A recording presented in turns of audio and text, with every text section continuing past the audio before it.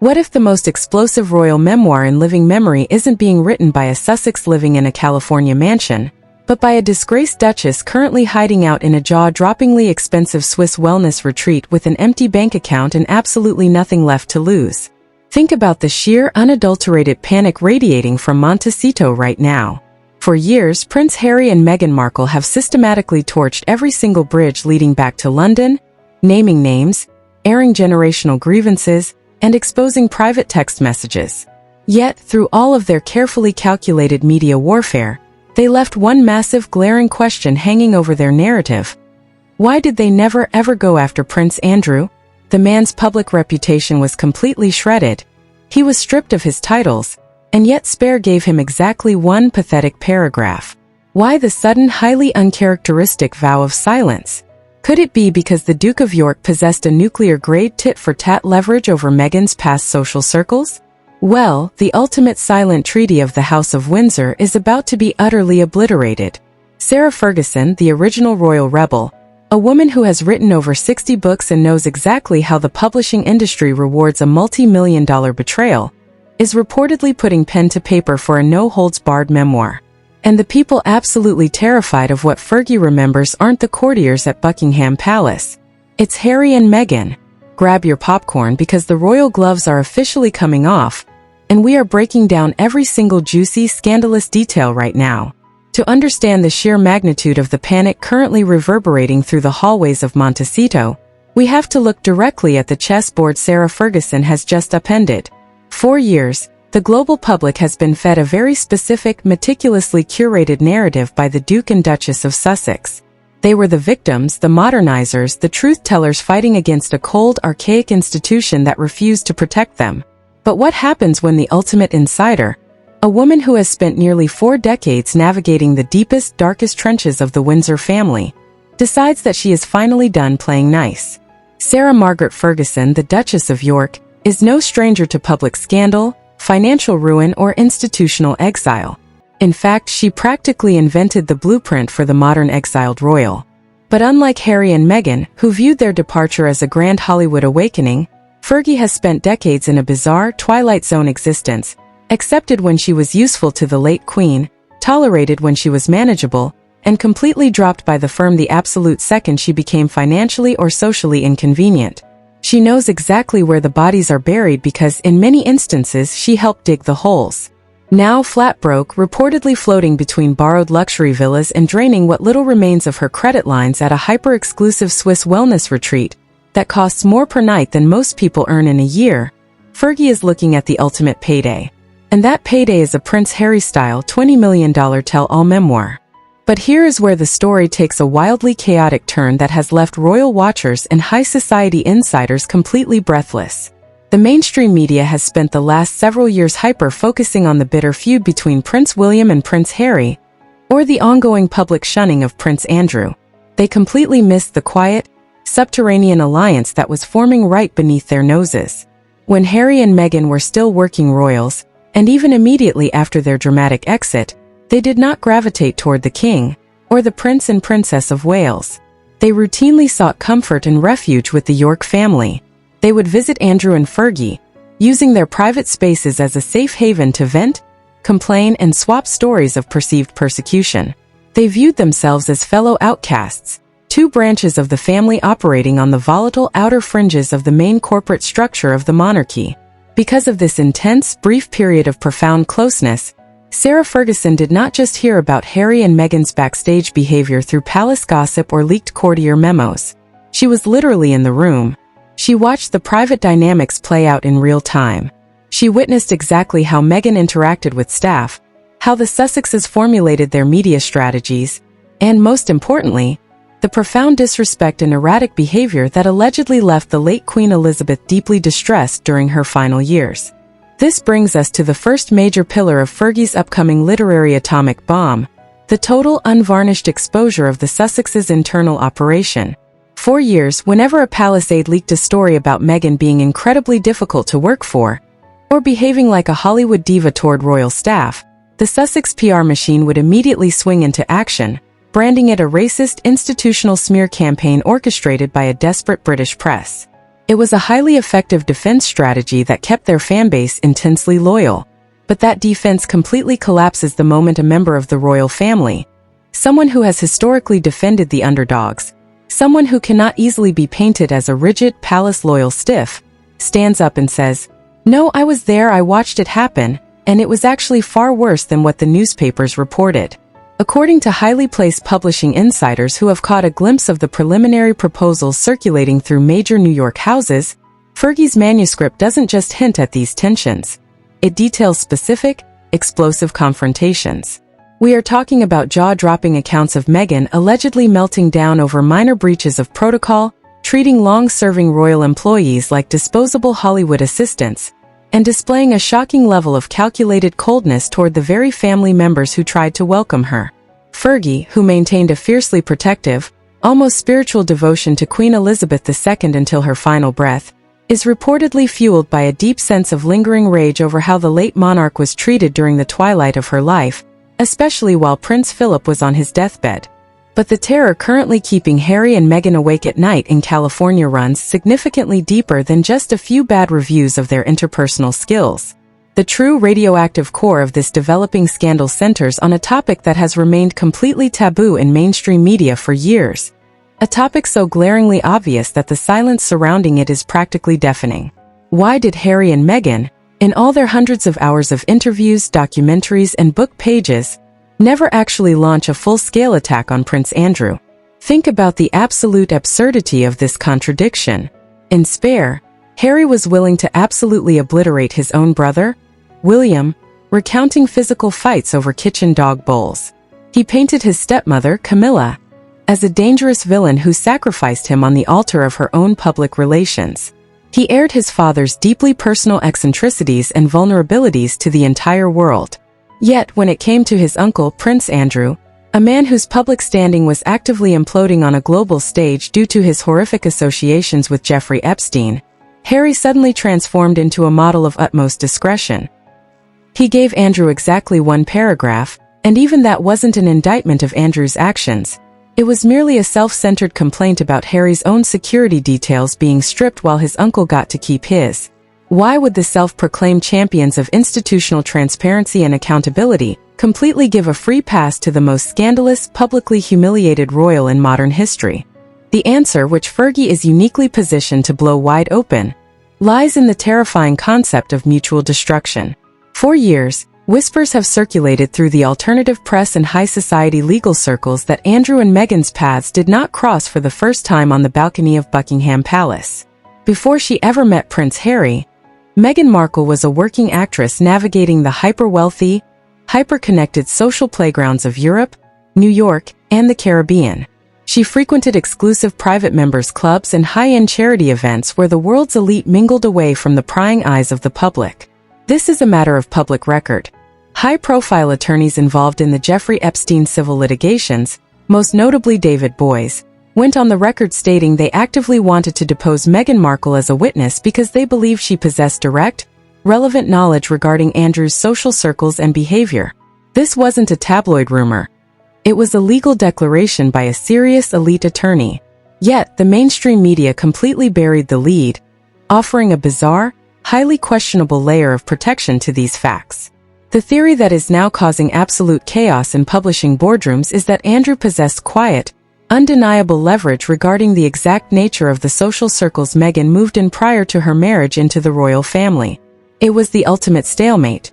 If the Sussexes used their media platform to completely destroy Andrew, Andrew's camp would immediately leak verified, documented evidence of the specific events, yacht holidays, and elite parties where their worlds allegedly intersected long before anyone envisioned her as a duchess. It was a perfect, unspoken agreement of mutual silence. But that agreement required one vital thing to remain true. It required the York family to have something left to lose. And right now, as King Charles and Prince William systematically strip away the last remnants of Andrew and Fergie's royal existence, the walls have completely closed in, leaving Sarah Ferguson with absolutely no reason to keep the secret alive. The silence is about to end, and the fallout is going to be spectacular, with the silent treaty between the Yorks and the Sussexes now fracturing under the immense weight of financial ruin and institutional exile. The stage is set for a public exposure unlike anything the British monarchy has ever survived. Sarah Ferguson is no longer the loyal ex-wife quietly playing by palace rules in exchange for a grace and favor mansion and a modest allowance. She has entered a state of pure, unpredictable survival mode.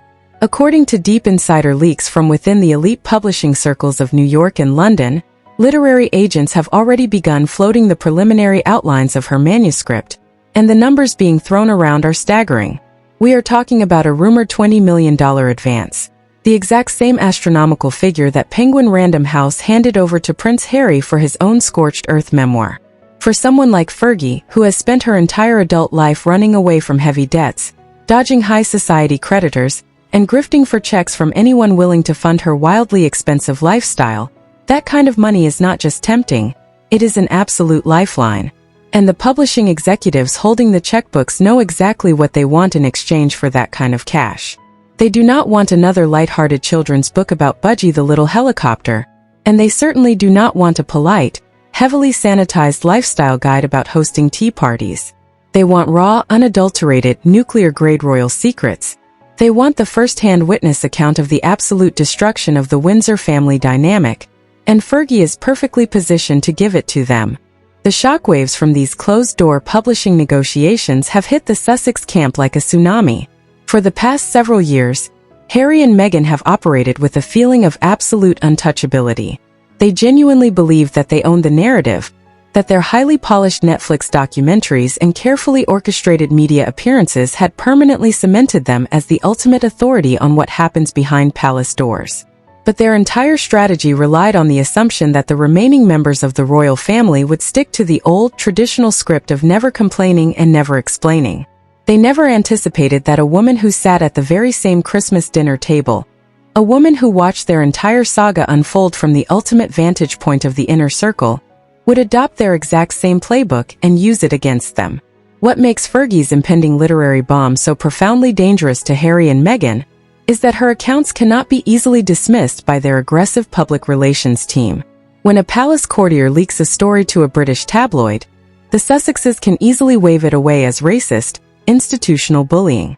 But when Sarah Ferguson writes in vivid first-hand detail about the staggering level of entitlement, the alleged bullying of long-serving palace staff, and the strategic, calculated manipulation that she witnessed with her own eyes during the Sussexes' brief time as working royals, the victim narrative that Harry and Meghan have spent years building completely disintegrates. According to whispers from those who have seen the initial book proposals, Fergie's manuscript focuses heavily on the profound, heartbreaking distress that Harry and Meghan's actions caused to Queen Elizabeth II during the final, agonizing months of her life. Fergie, who always maintained an intensely close, almost worshipful relationship with the late monarch, reportedly details private moments where the Queen was left utterly exhausted and weeping over the relentless, public attacks launching from California while Prince Philip was actively dying in a hospital bed. The moral weight of that specific exposure is something the Sussex image might never recover from. But the drama intensifies exponentially when you look at the public reactions and the frantic, behind-the-scenes legal scrambling that this news has triggered. Anonymous sources close to the Sussexes indicate that emergency meetings have been held at their Montecito estate, with lawyers and crisis management experts desperately trying to figure out how to neutralize the impending fallout. There is a palpable sense of terror because they know that Fergie holds the keys to the one room they have spent years trying to keep locked forever. The truth about Prince Andrew and his connection to the circles Meghan moved in before she ever set foot in the United Kingdom. This brings us to the most radioactive aspect of the entire scandal: the explosive leaked details regarding what high-profile attorneys have long suspected, but the mainstream media has continuously refused to report. For years, independent observers have pointed out the bizarre, glaring anomaly of Meghan's complete exemption from the Prince Andrew media firestorm. Why would an incredibly outspoken self-proclaimed feminist who built an entire brand on calling out toxic masculinity, abuse of power and institutional corruption remain completely, utterly silent about her own husband's uncle, a man who became the global poster child for elite corruption and dynamic abuse? The answer lies in a web of pre-royal social connections that are finally beginning to unravel. Documented photographic evidence, long hidden in the darker corners of the internet and completely ignored by major television networks, allegedly shows a young Meghan Markle moving in the exact same high-end social circles, luxury yacht excursions, and private members' clubs where Jeffrey Epstein's inner circle, including Ghislaine Maxwell, actively operated. In a legal development that sent shivers down the spines of the royal establishment, David Boies, the fierce, elite attorney who represented Virginia Giuffre in her explosive civil suit against Prince Andrew, stated on the public record that he wanted to depose Meghan Markle. He openly declared that because of her past social networks and her unique position within the family, she likely possessed direct, actionable knowledge about Andrew's behavior and associations. Yet, despite this massive glaring red flag from a top-tier legal authority, the mainstream media provided a questionable, highly protective shield over the entire matter, refusing to ask the obvious questions. The theory currently exploding through the alternative press is that Andrew and the York family held the ultimate trump card against the Sussexes. It was a classic high-stakes stalemate, a mutual protection pact. If Harry and Meghan used their explosive media platform to completely destroy Andrew's remaining shred of dignity, Andrew's legal and PR teams would immediately release verified, undeniable proof of the specific events, private parties, and elite gatherings where Meghan's past social life directly intersected with his own compromised circle. It was a highly effective, silent understanding that kept both sides perfectly in check. Harry wrote his book, burned his father, obliterated his brother, and left his uncle completely alone. Andrew stayed in the shadows, kept his mouth shut, and protected the secrets of the Sussexes. But this delicate, cynical equilibrium relied entirely on the York family being taken care of by the palace. It relied on the assumption that they would always have a safe harbor, a massive estate at Royal Lodge, and a comfortable position on the outer edges of the Windsor Circle. Now, that entire foundation has been completely destroyed. King Charles and Prince William have launched an unprecedented, ruthless campaign to clean up the monarchy's image, and they have shown absolutely zero sentimentality toward the Yorks. Prince Andrew is facing a total, unmitigated financial and social eviction. He is being pushed out of his longtime home, his funding has been completely cut off, and he has been turned into an absolute ghost within the institution. Fergie, facing the prospect of total displacement, stranded in high-end Swiss retreats with escalating bills and an empty bank account, has suddenly realized that the loyalty she maintained for decades has earned her absolutely nothing. The bridge has already been torched by the palace, which means she no longer has a single reason to protect the mutual silence agreement with Montecito. She is ready to unleash the full truth, and the leaked reports suggest that her book will detail exactly how the Sussexes and the Yorks managed this silent pact behind closed doors.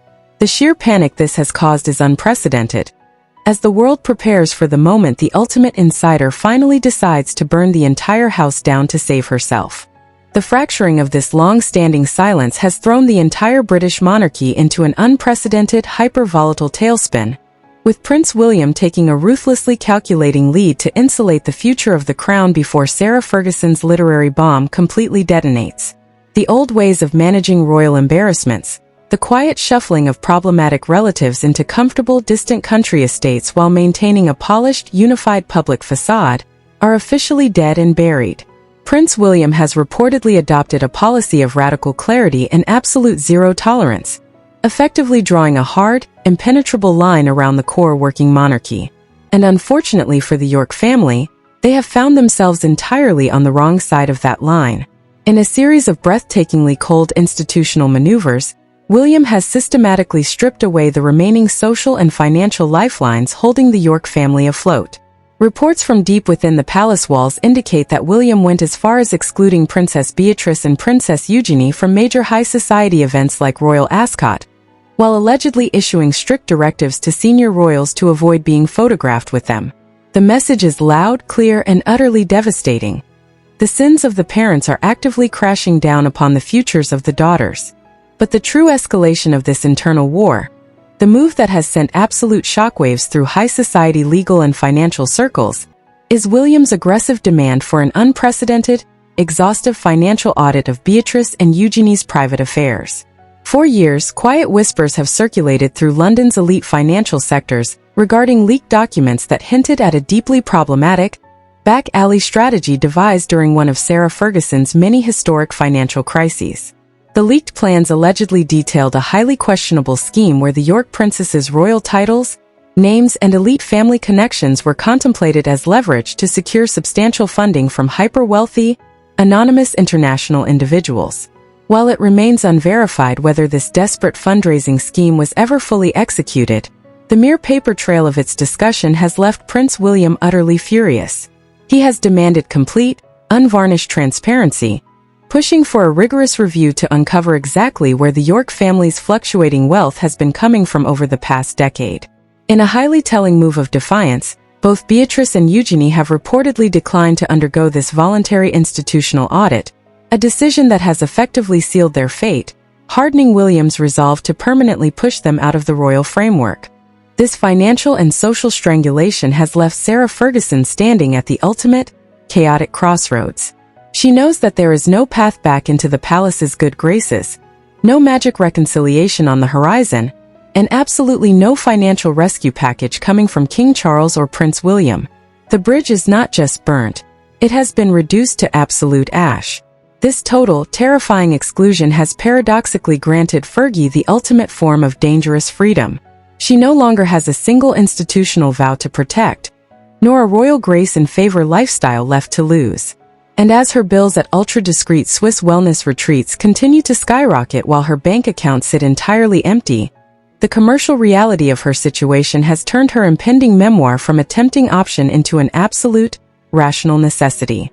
Publishing executives and high-stakes literary agents are circling her like sharks in a feeding frenzy, dangling the promise of a multi-million-dollar global news event. They know, and Fergie knows, that a book filled with polite, generic royal anecdotes won't command a $20 million advance. To get the Hollywood-sized payday she desperately needs to survive, she has to deliver something genuinely sensational, something that will dominate global news cycles for months on end. And the easiest, most lucrative way to achieve that is to completely expose the dark, hidden dynamics of Prince Harry and Meghan Markle.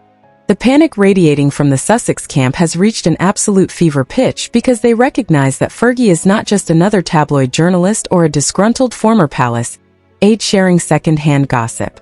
She is a primary first-hand witness who sat at the very same tables, shared the same private grievances, and watched their entire trajectory unfold from the absolute inside. For years, Harry and Meghan have operated with a deep sense of security, assuming that the people they used, manipulated, and subsequently discarded would remain bound by traditional royal